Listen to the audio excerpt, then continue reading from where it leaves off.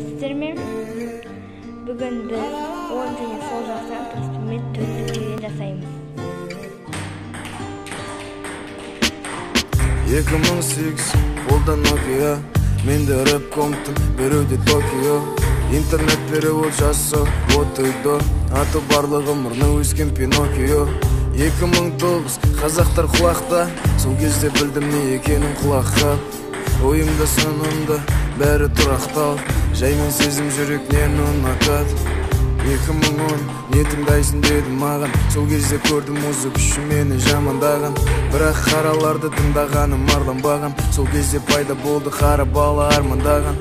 2011 дауыстап айта бастады, қара баланы қара жаққа бөліп тастады. Мектепте қойылатын баға 3-тен аспады, жиналыста анамды жерден алып жерге тастады. 2012 мама оқимын жақсы, жиғанына сыйлады, ноут болсын деп қатарласты. Сабақ емес басқа нәрсеге көзім түсті.